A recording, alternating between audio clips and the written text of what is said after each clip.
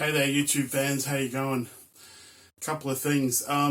Apparently, when people lose weight, their body fights black and blue to keep the weight, and increases hunger and everything to get you back up there. They call that the set point. And part of the issue is leptin. So when the body senses less leptin, it goes into, a spaz, as we say in this country, and fights to get you back up there. So that's one of the reasons why I put weight back on after I did intermittent fasting. So according to, I think it's Pledge Fitness, you basically have to do intermittent fasting the rest of your life. I think in my case, I would like to work my way up to a 1 meal a day system. For some reason, I kind of understand that. I think some of the old Sicilian gentlemen, or definitely time that I spent in Italy, they definitely eat differently. And I noticed that it was just an espresso coffee in the morning and a biscuit or something, which is really strange. But anyway, it was really light breakfast. Then this big lunch that you stuff yourself with many courses, a little bit of pasta even. Then the second, which is like a bit of meat or something like that, or chicken, and then the salad and wine, and even a bit of fruit is the dessert. And then at night time, I was looking around saying, "Hey, uncle, auntie, is there any food?" And they said, "Well, sometimes we don't even eat dinner." And when I would kind of beg for dinner, it would be a panino, which is, most people know what that is. It's a sandwich, basically, or some soup. So it was a very light dinner. And it was really strange for me because when I was over there, like I couldn't basically move after lunch, and then I was really starving, hungry later, and I, at that time, with a better metabolism, or let's say better body overall, I would be losing weight every time I would go to Italy. So that's something very interesting. This other guy who did this 55-day fasting documentary, I thought this would happen, eh? He didn't eat anything at all for 55 days and he lost a whole bunch of weight.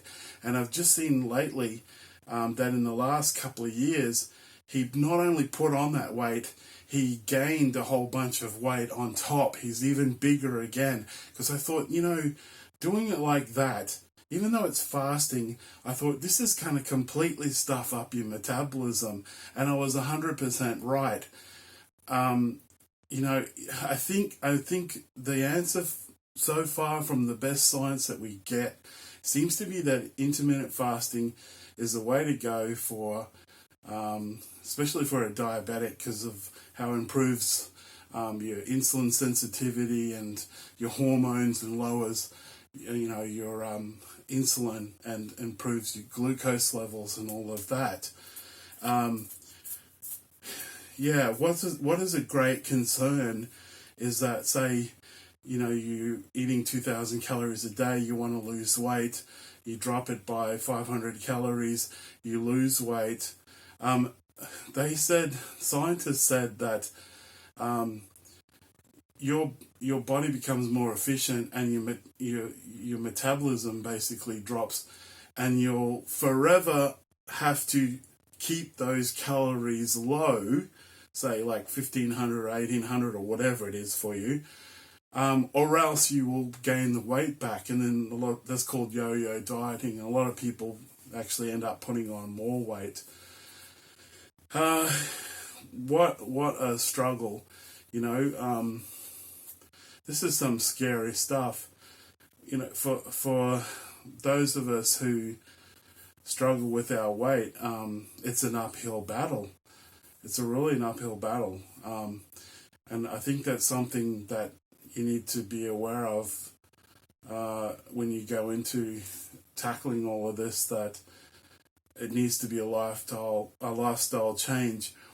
The other thing that was really interesting that I just learned, and I suspected this, and it took me a long time to realize this, is that exercise is only a very small part, something like 10% of the picture. I think it was, for example, John Gabriel, the Gabriel method. He said, if a couple of bagels or a couple hundred calories, or I would go and run on the treadmill for an hour to get rid of it. Well, just don't eat the bagels, and that seems to be the case.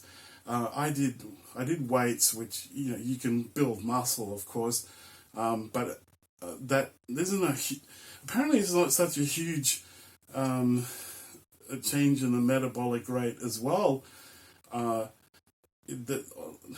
doesn't make sense. Anyway, I'll leave that one there. But apparently you'll do compensatory measures. So say you exercise, and I found this all the time.